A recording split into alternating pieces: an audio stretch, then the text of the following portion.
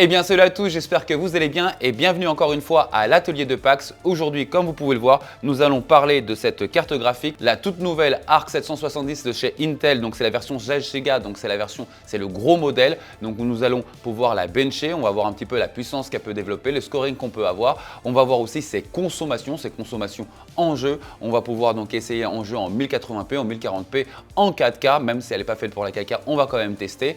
On va aussi pouvoir la comparer avec d'autres cartes graphiques. Donc on va la comparer à une 3060, une 3060 Ti, à une 6600 et à une 6600 XT. Donc on va voir un petit peu ça ensemble. On va aussi démonter cette carte ensemble pour voir si elle est possible ou pas de la mettre sous eau, ce qui est mis à l'intérieur, comment c'est foutu, parce que moi, c'est bien qu'on a l'atelier de Pax et ne pas démonter une carte, c'est juste impossible à l'atelier. Vous le savez déjà.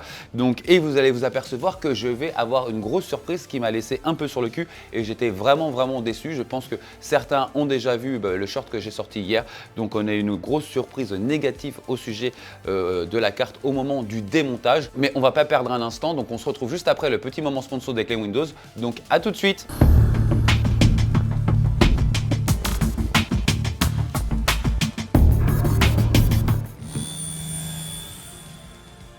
Notre sponsor aujourd'hui sera GVG Mall. Pour ceci, rien de plus simple, il suffit d'aller sur le moteur de recherche et taper Windows 10 Pro. Une fois sélectionné, je clique dessus. Ensuite, je me retrouve sur cette page et je clique sur Acheter maintenant. Et de là, j'arrive sur cette page où je n'ai plus qu'à inscrire le code promo PAX. Ensuite, je clique sur Application.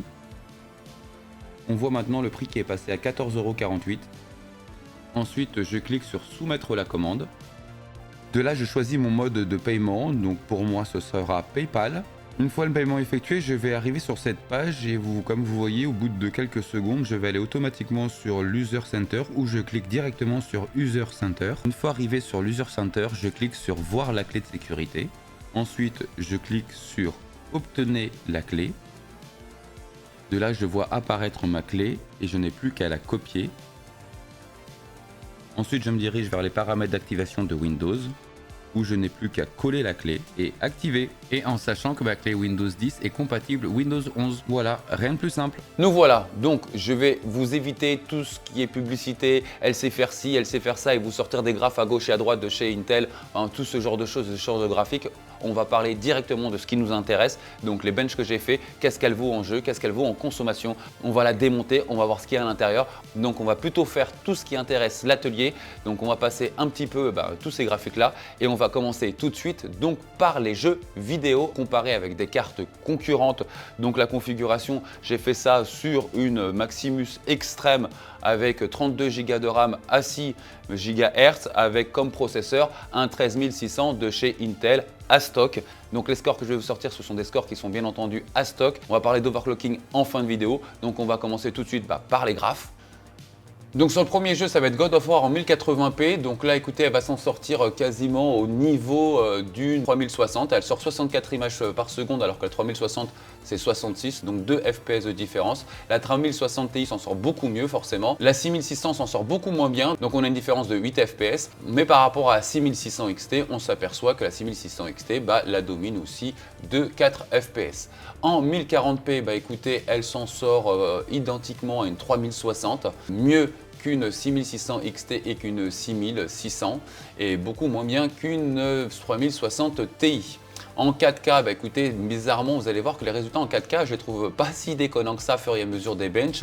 Donc on a 39 images par seconde, donc en gros, elle domine un petit peu tout le monde, sauf la 3060 Ti. Sur Assassin's Valhalla, elle propose 71 FPS, donc plus que la 3060 et plus que la 6600, donc, mais moins que la 3060 Ti et la 6600 XT. Vous allez voir que généralement, on va être toujours dans ces tendances-là. En 1040p, donc on est à 58, donc elle est à l'équivalence d'une 6600 XT en 1040p, donc supérieur à une 3060 et supérieur à une 6600, mais un petit peu moins quand même qu'une 3060 Ti. En 4K, c'est pareil, on a plus ou moins le même regroupement, donc en gros elle sort numéro 2, celle qui passe devant c'est la 3060 Ti, sinon du reste elle est toujours légèrement au-dessus. Pour Cyberpunk en 1080p, donc elle propose 76 images par seconde, donc la seule carte pareil encore une fois c'est la 3060 Ti qui passe devant, sinon généralement elle propose plus de FPS que les 3 autres cartes. En 1040p, eh ben écoutez, c'est impressionnant parce qu'en 1040p, chez moi, elle me sort plus de FPS que les autres cartes confondues. Et en 4K, eh ben encore une fois, c'est la 3060 Ti qui lui passe devant de 2 FPS. Far Cry 1080p, donc là par contre ça change un petit peu. Donc cette fois-ci, eh ben, écoutez, elle est avant-dernière, donc elle fait légèrement mieux que la 3060, beaucoup moins bien qu'une 3060 Ti et qu'une 6600 XT, et légèrement moins bien qu'une 6600. En 1040p, bah, écoutez, la donne change cette fois-ci, donc elle fait toujours moins bien qu'une 3060 Ti, sinon après il n'y a que la 6600 XT qui lui passe aussi devant, elle reste toujours dominante par rapport à la 3060 et à la 6600. En 4K, elle propose 44 FPS, donc c'est plutôt pas mal je trouve hein, cette fois-ci, donc il n'y a que la 3060 Ti qui lui passe devant. Alors pour Forza Horizon 5 en 1080p, donc elle propose 77 FPS, 92 par contre pour la 3060 Ti et 88 pour la 6600 XT, et elle propose donc plus pour que la 3060 et la 6600. Donc vous voyez, généralement, elle reste toujours dans ces gammes-là. En tout cas, une chose est sûre, c'est qu'on s'aperçoit qu'elle n'est jamais dernière. On s'aperçoit quand même qu'elle n'est jamais dernière. Donc vous le remarquez bien sur tous les benches qu'on a fait jusqu'à présent, elle n'est jamais dernière. Donc en Forza en 1040p, elle passe à 66. Donc là, c'est pareil, elle reste entre les 3060, les 6600 et les 3060 Ti et les 6600 XT. En gros, ça va être un petit peu ça, hein, cette carte. Hein. Donc en Forza 4K, donc là par contre, elle a 47 FPS. Donc encore une fois, eh ben, elle reste entre les 3060 et les 6600 et les 3060 Ti et les 6600 XT. Ok, donc en jeu, on s'aperçoit clairement, sauf certains jeux où elle se passe même plutôt très bien, donc elle est clairement au-dessus d'une 3060 et elle est au-dessus d'une 6600. Sur certains jeux, des fois, elle talonne vraiment, voire elle dépasse la 6600 XT. Sinon, la dominante restera quand même pour la 3060 Ti. Donc, c'est une carte qui se situe vraiment entre ces deux catégories-là. Donc, ce n'est pas une 3070, clairement pas non plus. Mais en tout cas, c'est une carte qui se situe quand même entre ces catégories-là. En termes de prix, donc elle se place aussi de toute façon dans ces catégories-là. C'est plus ou moins ce qu'avait annoncé Intel là-dessus. C'est plus ou moins ce que moi j'ai retrouvé donc en bench. Donc elle se classe dans cette moyenne-là. En consommation, nous allons maintenant parler de consommation et je vous montre maintenant tout de suite le petit graphique qu'on voit. En termes de consommation en jeu, c'est la carte qui consomme le plus. Et pas peu, vous pouvez voir que comparé à une RX 6600, eh ben écoutez, c'est quand même du simple au double. Donc je pense qu'on en reparlera aussi en conclusion. La carte vient de sortir, peut-être un peu même avec anticipation là-dessus, parce que je crois que finalement elle aura quand même besoin de réglages de la part de chez Intel afin d'améliorer un petit peu ça. Mais quoi qu'il en soit, à l'heure actuelle, c'est la carte qui consomme le plus, ce qui est un petit peu dommage pour une génération qui vient de sortir. Mais j'ai envie de vous dire que si elle ne devait pas sortir cette consommation à l'heure actuelle, elle n'aurait pas les scores qu'on a eu en jeu auparavant. Et c'est cette consommation qui fait qu'elle est un petit peu, j'ai l'impression, un peu haussée de la part du fabricant afin de pouvoir justement rentrer directement entre les catégories de cartes qu'on a vues lors des benches des jeux qu'on a fait juste auparavant. Elle consomme beaucoup plus, mais comme je vous l'ai dit auparavant, si cette carte devait consommer moins, elle n'aurait pas les scores qu'elle a à l'heure actuelle. Donc il faut savoir aussi que j'ai réussi à la hausser. Donc sur cette carte-là, on a rarement plus que 5-6%, j'ai plutôt eu une moyenne de 5% de FPS supplémentaires une fois qu'elle est haussée. J'ai quand même voulu essayer de faire un petit time spy extrême sur 3D Mark, donc on va voir tout de suite ce que ça vaut. J'ai changé le processeur pour faire un petit time spy, je vais passer donc avec un 13900 histoire qu'il puisse bien s'épanouir et j'ai réussi à avoir un score graphique de 13405. Et en Time Spy extrême, j'ai réussi à avoir un score graphique de 6416. Alors nous allons maintenant démonter la carte car je m'aperçois que je ne vois aucune vis apparente. Donc elle est complètement emboîtée, collée. On va découvrir ça ensemble. Donc pour tous ceux qui voudront s'amuser à faire du water cooling dessus, ça ne va pas être comme par exemple Asus qui admettent qu'on puisse démonter une carte et la garantie est toujours prise en charge afin de la mettre sous eau, sous waterblock. En tout cas, il devrait y avoir encore des modèles supérieurs qui devraient sortir. S'il s'avère qu'on part sur ce modèle qu'on voit à l'heure actuelle, ça va être relativement compliqué. Et comme je ne vois aucune vis apparente, ça doit être obligatoirement donc cette petite plaque. On voit une petite plaque ici un peu en métal. Donc il va falloir qu'on la décolle sans la déformer. Vu que c'est du métal, elle risquera d'être déformée. Donc je vais utiliser ce petit outil-là. C'est vous mettre ça bien aussi en termes de cadrage.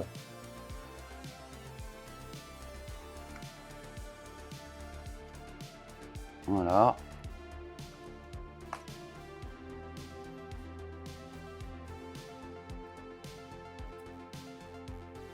Ça se décolle plutôt pas mal. C'est un double face apparemment.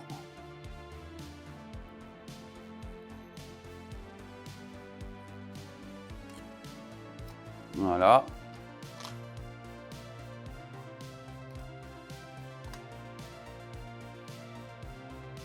Hop là. Hop. Collé déjà. Donc oui, là je vous le montre. Il y a un petit double face qui fait bien le pourtour qu'on voit ici. Voilà, donc cette petite plaque en métal, c'est bien du métal. Donc faire bien attention de surtout pas la tordre. Parce que ça va être plutôt ambigu ensuite pour pouvoir bien la plaquer par-dessus. Donc la petite plaque, on va mettre de côté.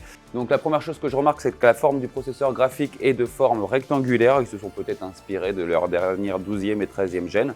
En tout cas, on est sur cette base-là. Je vois des vis un petit peu partout. Je ne vois pas forcément des vis liées au châssis, je vous avoue. Donc peut-être ces deux-là qui sont là. Je vous les montre. Donc vous voyez, là, du coup, je me demande si ces deux vis-là qui sont aussi pour le RGB ne vont pas servir aussi à tenir. Donc on va devoir commencer à démonter un petit peu tout ça et bien entendu à classer les vis parce que sinon ça va être vite fait une galère parce que je vois déjà une tripotée de vis différentes. Souvent on me demande où est-ce que j'ai ça, je vous le laisserai en description. Donc on y va.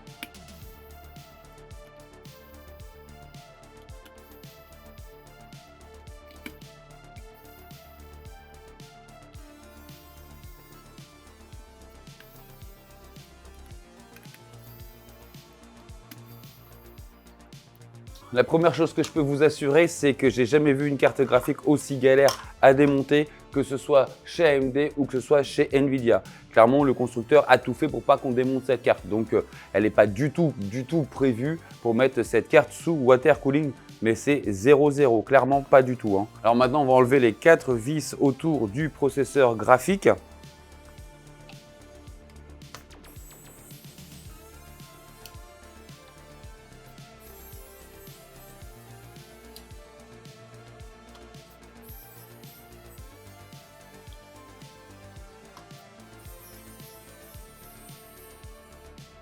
Voilà. Donc des vis très reconnaissables du coup. Ok. On s'aperçoit que cette pièce a un décoché ici, donc volontaire, avec d'ailleurs une absence de peinture. Je vous montre ça. Voilà. Ok. Maintenant, on n'a plus de vis apparentes, 0 vis apparente. Donc en gros, il suffirait de l'écarter. Oh voilà, c'est fait. Ok, donc on a tout de suite, je vous essaie de vous montrer en même temps. Voilà, ici. Donc on a le système de refroidissement d'un côté. On voit la puce graphique de ce côté-là. Alors c'est marrant, on va en parler. On dirait un processeur. C'est fou, je vais vous montrer, je vais vous comparer avec un processeur. Donc on a des petites prises à déconnecter à ce niveau-là parce que sinon on va faire un arrachement. Donc on va les déconnecter.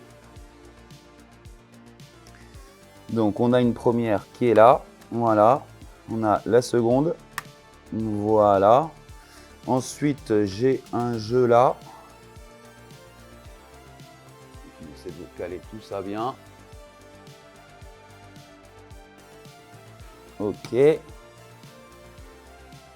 La première chose que je peux vous dire, c'est que c'est déjà une galère. Donc il y a des fils qui passent devant le carénage, qui repassent derrière le carénage. Donc c'est un peu compliqué. Cette zone-là est un peu compliquée. On a une petite plaque ici, un petit circuit imprimé qui est là, qui apparemment gère tout ce qui est RGB de ce côté-là. Ensuite, on voit qu'il part aussi de ce côté-là et on sait bien qu'ici, On a aussi une bande de RGB, donc ça m'a l'air d'être quand même ce module-là. Mais pas que, je pense que c'est pas que ça. Il a en plus 2 câbles d'alimentation de ce côté-là, donc un câble signal, j'ai l'impression, et un câble d'alimentation de ce côté-là. C'est clairement compliqué, c'est complètement difficile. Donc là, il va falloir un petit peu analyser le sujet, voir comment on peut démonter ça. Car la fiche que j'ai ici, je n'arrive pas à démonter celle-ci, je ne comprends pas. C'est bien une prise, c'est bien une fiche, mais je n'arrive pas à la sortir de son emboîtement. Qu'on va réessayer.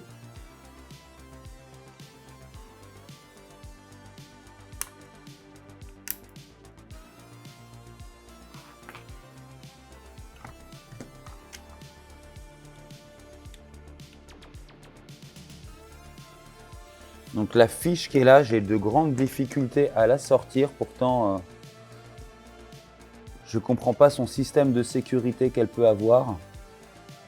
Mais elle est difficilement sortable de son logement.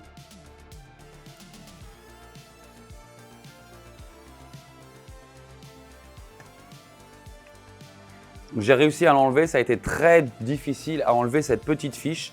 Donc on se retrouve avec ici le système de refroidissement. Qui est assez light, mais en même temps, on sait qu'il n'y a pas énormément de watts à dissiper. Donc finalement, ça va faire largement le taf. Maintenant, je voudrais que vous regardiez la connerie qui a été faite sur ma carte. Regardez bien les amis, c'est une farce. Ils ont oublié d'enlever le plastique. Non mais c'est une blague ou quoi? Les modèles viennent de sortir là. Vous avez oublié de m'enlever le plastique? Non mais c'est une blague. Alors pour savoir, pour ceux qui ne comprennent pas, je vais vous expliquer ça tout de suite. Ça, c'est du pad thermique. Donc forcément, pour le protéger, il y a une protection au-dessus et en dessous. Et lorsqu'on met dans les éléments chauffants, à la fin, forcément, il faut l'enlever. De base, c'est une base en fait, de base. C'est une blague. Regardez, elle est bien, elle est là. Ils m'ont pas enlevé ce plastique de protection au-dessus de la pâte thermique. Je suis bluffé. Écoutez, là on est quand même sur les premières unités de fabrication. Non, c'est juste pas possible quoi. Clairement pas. Donc là c'est simple, c'est de la manière où ça a été mis en place. Donc c'est-à-dire qu'il n'y a pas eu un contrôle au moment où ça a été mis en place. Donc un employé, donc c'est une phase généralement qui est manuelle, cette phase-là. Donc l'employé ne l'a pas mis, donc le technicien ne l'a pas mis, il n'y a pas eu de contrôle, ça a été refermé et au revoir. Donc regardez.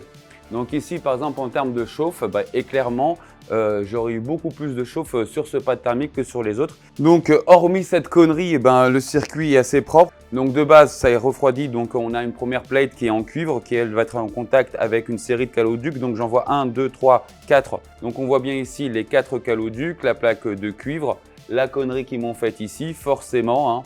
Et bon, après, on voit les ailettes et tout ça, c'est refroidi. Voilà, donc, le système est très basique, mais l'avantage c'est qu'on a quand même une petite pièce de cuivre qui a un très bon coefficient transmetteur de chaleur. Donc ça c'est plutôt pas mal. Maintenant on est sur le PCB et voyez, je vais vous montrer quelque chose. Donc voilà, je vais vous montrer par exemple un 12600 qui a été délide. Donc voilà, vous l'avez ici. Donc qu'est-ce qu'on peut remarquer? Déjà de base, contrairement à ce qu'on peut voir chez les autres fabricants, c'est qu'ici, on voit carrément le PCB, donc ce qu'on appelle aussi le substrat. Donc le PCB qui est tout simplement là, avec donc le die. Donc le die est forcément plus gros aussi là-dessus. Donc voilà, il n'y a pas du tout de sujet. Mais on voit qu'ils ne se sont pas fait chier, ils ont carrément posé directement le processeur dessus. Bon, je ne pense pas que si je le soulève, il se lève. Ça, j'ai du mal à y croire. Parce que voilà, bon, non. Donc pour démonter ce bébé-là, je vous garantis, regardez bien. Donc là, j'ai encore 1, 2, 3, 4, 5, 6, 7, 8, 9, 10, 11, 12 vis au minimum afin de sortir le PCB. Bon, clairement, j'ai ma réponse. C'est impraticable pour faire du water cooling. Sachez que d'habitude, on a quoi? Une petite dizaine de vis. Ça se déboîte même plutôt assez facilement sur toutes les autres cartes graphiques. J'en ai fait suffisamment en vidéo sur ma chaîne pour que vous vous rendiez compte de la faisabilité de la chose. Et là, on rentre sur quelque chose qui est fait exprès. Je vous dis, les câbles passent dedans, dehors. Enfin, c'est complètement fait exprès pour pas qu'on y touche. Donc, c'est clairement leur volonté.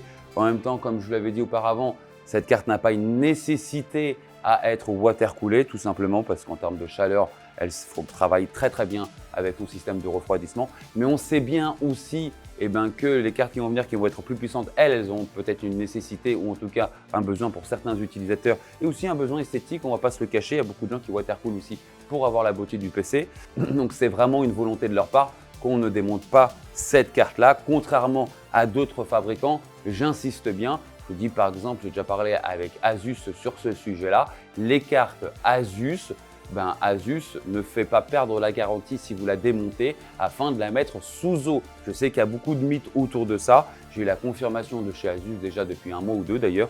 Donc eux, ils gardent bien leur garantie si vous le démontez afin de mettre un waterblock. Là, c'est vraiment une volonté de ne pas pouvoir le faire. Ce que je regarde assez vite, c'est comment c'est foutu.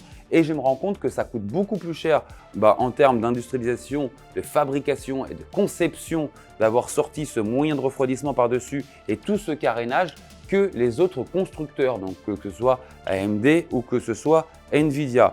Donc là, il aurait pu avoir une énorme économie en termes de conception et en termes de carénage tout simplement à l'intérieur. Alors je pense qu'ils ne s'attendaient peut-être pas qu'on le démonte en vidéo, mais bon, on est à l'atelier de PAX les amis, il ne faut pas l'oublier. Donc effectivement, c'était tout à fait normal qu'elle va être démontée. D'ailleurs, sachez que la 4090, c'est pour la semaine prochaine d'ailleurs. Donc ne loupez pas d'ailleurs la vidéo, vous allez voir, elle est assez marrante. Mais là, du coup, je vous dis, c'est quelque chose qui coûte plus cher. Ils auraient pu faire beaucoup plus simple et donc du coup, moins cher. Et ça, c'est ce qu'on demande finalement. Donc c'est une volonté, donc on va quand même un petit peu détailler ce qu'on voit. Donc je vois les phases d'alimentation, les MOSFET. Donc les phases d'alimentation sont en dessous de cette plaque-là. On a les MOSFET, on a ici donc les VRAM, donc 1, 2, 3, 4, 5, 6, 7, 8. Comme elle fait du 16, donc c'est des 2 Go. Et là par exemple, comme je vous dis, c'est la première fois que je vois ce type de processeur graphique qui est directement posé sur le substrat, donc sur un petit PCB tout simplement par-dessus. Donc exactement la même chose qu'on peut retrouver sur un processeur, comme vous pouvez le voir. Donc c'est une plaque, pareil, on a la même chose. Donc derrière, vous devez avoir exactement la même chose. J'imagine que son verso doit être identique. Donc ça ne m'étonne pas trop, c'est quand même des fabricants de processeurs à la base, donc ils adaptent leurs choses. Ça peut tout à fait se comprendre et ce n'est pas du tout gênant d'ailleurs. Par contre, j'insiste bien, ça c'est inadmissible. Clairement, vous achetez un produit avec une erreur de fabrication à ce point-là, c'est inadmissible. Alors pas de chance, c'est tombé sur la chaîne. C'est vraiment inadmissible de laisser ce type de protection. Je suis sur le cul, je vous avoue. Je veux bien que ce soit leur premier modèle, mais on est en train de parler de Intel, ce n'est pas des touristes. Donc ça veut dire tout simplement déjà que le technicien il va à une certaine vitesse et que soit il est crevé, soit il bosse jusqu'à je ne sais pas quelle heure, ou soit une faute d'inattention, mais il ne faut pas exagérer quand même. Et du coup, non plus, il n'y a pas de post-contrôle du tout. C'est aberrant vraiment de voir qu'une protection ait pu rester là-dessus. Je suis un peu déçu, je vous le dis tout de suite, parce que quand j'avais cette carte, je la trouve très belle. Je trouve que c'est un petit bijou, je trouve qu'elle fonctionne très bien. Je trouve qu'ils se sont bien placés en termes de prix. Donc pas de chance, certainement, c'est tombé sur ma carte. Mais sachez que si ça arrivait une fois chez moi, vous imaginez bien que ça ne doit pas être le seul cas. La pâte thermique, c'est une catastrophe, mais une catastrophe. La carte est neuve, clairement. Donc c'est quelque chose qui est complètement sec. Et je vais essayer de vous enlever ça. Voilà. Regardez ça. Je ne sais pas si on va avoir un focus dessus. Je vais essayer de vous mettre le focus dessus. Donc on est sur quelque chose qui s'est complètement transformé en plastique. Voilà. Voilà, une carte neuve. Donc la part est complètement sèche. Bon, on a quand même un historique avec les pattes de ce fabricant là, mais je pensais que du coup il y allait avoir de l'amélioration. Mais là, pas du tout. Je vous montre. La pâte ne laisse même pas mes empreintes digitales. Regardez. Donc avant de la remonter, forcément je vais devoir lui appliquer une pâte de meilleure qualité. Au niveau des pads, les pads sont plutôt pas mal. Dans les pads, il n'y a pas de souci sur les pads. Je vois que c'est assez propre.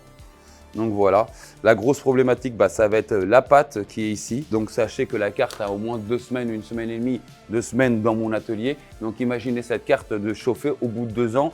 Déjà que la pâte est dans cet état-là, donc après 2 ans de chauffe, ça va être une catastrophe. Donc avant de la remonter, je vais devoir lui appliquer une pâte de meilleure facture obligatoirement. Elle est mais d'un sec les amis, c'est impressionnant. J'ai même du mal à la faire sortir. Voilà.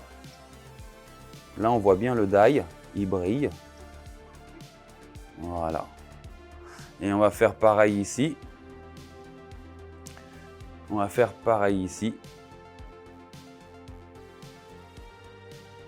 Impressionnant. Regardez ça. Alors je vais continuer à démonter la carte pour savoir exactement ce que refroidissait ce pad thermique où il restait encore tout simplement la petite protection. Donc en dessous il y avait encore un pad thermique, donc je l'ai délimité avec les traits verts, on voit encore les traces de colle dessus. Donc, et on voit aussi des MOSFET, donc on voit du R15, du HR12, ça montre qu'on est dans une zone d'alimentation. On voit aussi les monolithiques qui ont un indice de 50 ampères, donc c'est pas rien non plus, donc ça reste quand même une zone d'alimentation. Mais ce que j'ai trouvé un petit peu étrange, c'est que donc dans la partie supérieure que j'ai enlevée à l'heure actuelle, donc je vous montre le cadre avant le démontage, le pad thermique que je vous avais délimité avec les traits verts et avec la flèche rouge, je vous montre la trace du pad thermique qui avait encore cette protection. Donc en gros, ce pad thermique servait à refroidir toute cette zone là, et encore je trouve pas ça hyper judicieux parce qu'on voit que c'est un refroidissement par décalage, c'est-à-dire qu'entre ces alimentations, il y a un pad thermique qui va être en contact avec la plaque noire, et la plaque noire en décalé de 1 cm, 1 cm et demi, il va avoir donc le pad thermique qui va être en contact avec le moyen de refroidissement au-dessus. Donc ça démontre juste une chose, c'est qu'effectivement ce pad thermique a quand même une utilité. Moi, ça a été ce pad thermique où effectivement j'ai eu la protection qui n'a pas été enlevée, mais sachez que c'est arrivé sur cette zone-là, mais que ça aurait pu arriver aussi sur une autre zone. Alors maintenant, nous allons passer à la conclusion, donc tous les points négatifs et tous les points positifs que je trouve sur cette carte-là. Donc l'un des points positifs directement, ça va être quand même ce qu'elle embarque à l'intérieur. Donc déjà, l'XESS fonctionne très bien pour le premier coup. Donc l'XESS, c'est l'équivalent du DLSS 2.0 ou du FSR 2.0. Et là, nativement, elle l'a, donc et ça fonctionne plutôt très bien. Je suis même étonné que dès le début, ça fonctionne aussi bien. Donc ça, c'est un point positif. Qu'elle puisse aussi embarquer l'AV1 pour cette catégorie de cartes, c'est la seule, clairement, voilà, les autres ne l'auront pas. Ça va être des cartes qui vont être beaucoup plus chères pour avoir ce type de technologie d'encodage. Donc qu'est-ce que c'est que l'AV1? Ça va être tout simplement un encodage vidéo qui va être beaucoup plus léger à qualité égale. Donc pour tous ceux qui vont streamer, pour tous ceux qui ont une mauvaise connexion, par exemple, ils vont pouvoir offrir à leur viewer directement quelque chose de sympathique, beaucoup plus léger, donc en termes de transmission. Donc pour quelqu'un qui a une mauvaise connexion, tout simplement, lui, ça va vachement l'arranger parce qu'il va pouvoir diffuser un stream de bonne qualité avec des paquets beaucoup plus légers. Donc ça, il faut savoir que c'est quand même pour dans le futur, parce que cette technologie, par exemple chez OBS, devrait sortir que dans quelques mois. Mais mine de rien, pour cette catégorie de prix, c'est la seule à le proposer. Et ça, c'est un gros point pour Intel, parce que d'avoir cette technologie-là inclus pour ce prix-là, ça va être clairement les seuls. Et croyez-moi que je pense qu'il va y avoir beaucoup de streamers qui vont pouvoir s'équiper de cette carte. Les points positifs aussi, ça va être le prix. Donc elle rentre dans une catégorie de prix aujourd'hui qui offre donc ces technologies-là et plus 16 Go de RAM. Et donc on voit qu'elle est quand même en concurrence avec des cartes qui restent aussi plus ou moins dans la même catégorie. Donc en termes de catégorie de prix, je trouve qu'elle s'est très bien placée depuis le début. Un de ses points positifs, ça va être aussi sa technologie, parce qu'elle a déjà de l'HDMI 2.1 et ça, on se rend compte que pas beaucoup de cartes ne l'ont. Elle est aussi gravée en 6 nanomètres. Alors ça peut être positif et ça peut être négatif parce que du coup, ceux qui vont leur fabriquer leurs cartes, c'est TSMC. Et ça, on sait qu'en ce moment, il y a des bouchons et donc ça va être un peu compliqué certainement. On va en parler d'ailleurs dans les points négatifs. L'un des points positifs, c'est qu'elle va fonctionner aussi avec DirectX 12. Donc ça, de base, c'est plutôt pas mal.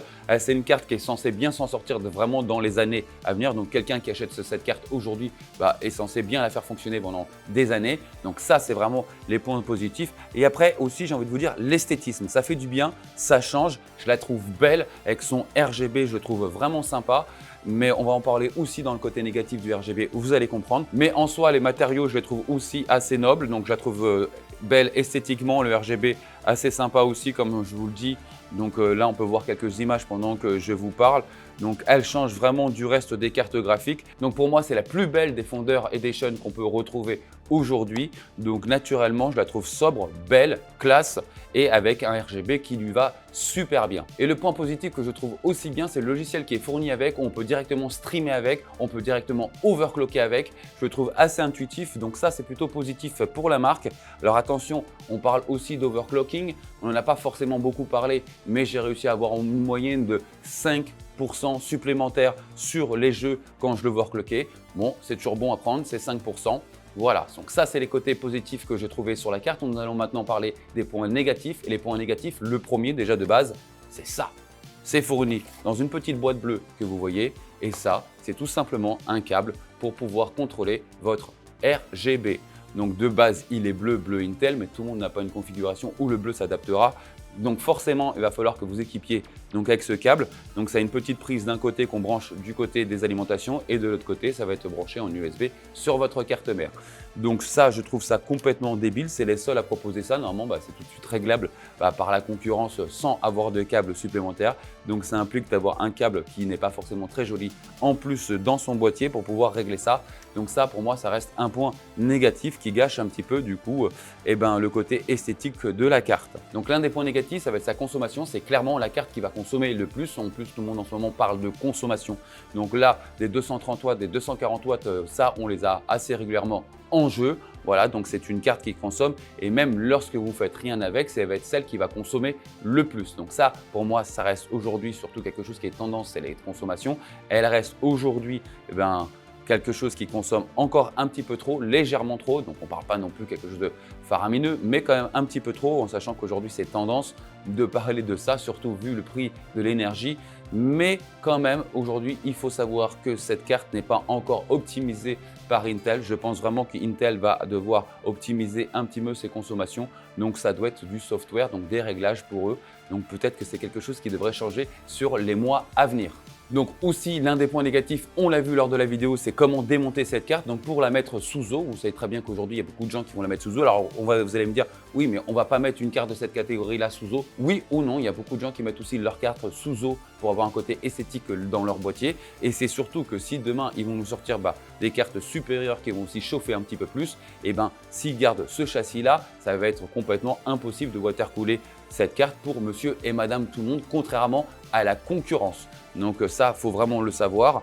Donc c'est assez compliqué. Je vous dis vraiment, ils ont tout fait en sorte pour que ça ne soit pas démontable pour monsieur et madame tout le monde. Il y a des câbles qui passent en dessous, des câbles qui passent par-dessus, ça fait des boucles. C'est des fiches qui sont très très dures à enlever, une multitude de vis, une plaque qui est juste collée avec donc du double face.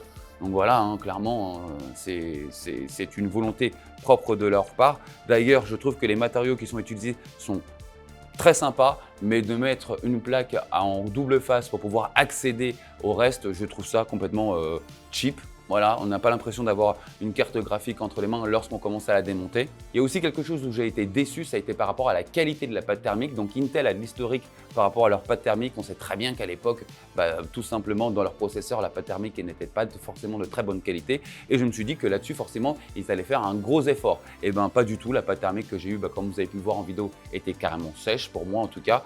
Donc même si elle doit certainement fonctionner, mais j'imagine que cette pâte maintenant, dans 2 ans, dans 3 ans, dans 4 ans, dans quel état elle devrait être, surtout mine de rien que ça chauffe, elle consomme quand même plutôt pas mal pour sa catégorie là. Et je suis obligé maintenant forcément de terminer cette conclusion par ce petit morceau de plastique qui a été oublié sur la carte, donc sur un pad thermique. Je trouve ça catastrophique, donc ça s'appelle clairement une malfaçon. Donc le malfaçon a une définition propre, le Larousse, je vous le mets ici, vous comprendrez. Donc c'est une malfaçon. Alors vous pouvez me dire aujourd'hui, oui mais ça peut arriver à Nvidia, oui mais ça m'est déjà arrivé sur de l'AMD. Ce n'est pas une raison ni pour AMD, ni pour Nvidia, ni pour Intel d'aujourd'hui laisser ce type de protection sur quelque chose qui est chauffant, sur un élément chauffant, donc même un élément refroidissant. Et le dernier point négatif, ça va être les stocks. Voilà, c'est une blague, plus de stock. Donc au bout de quelques jours, on a déjà plus de stock, donc la carte vient tout juste de sortir. On est encore une fois sans du stock, donc on n'en a pas marre, là ça fait 2 ans, dès qu'il y a des GPU qui sortent, il n'y a plus de stock, il n'y a plus de stock. Et là, il n'y a même plus du mining autour de ça en ce moment, parce que c'est pas en ce moment qu'il faut miner, forcément. Mais alors là, clairement, ça y est, on en a un petit peu marre quoi. Sortez-nous un modèle de carte qu'on attend depuis voire des années et il s'avère qu'aujourd'hui, il n'y a plus de stock. Et on se retrouve maintenant pour la prochaine vidéo pour le test du 13900 et croyez-moi, il est pas mal, je l'ai fait un petit peu souffrir. Donc ça, c'est pour la prochaine vidéo. Donc n'oubliez pas la petite cloche de notification si vous voulez la voir. En tout cas, en attendant, je vous souhaite une bonne journée et je vous dis à bientôt. Ciao, ciao!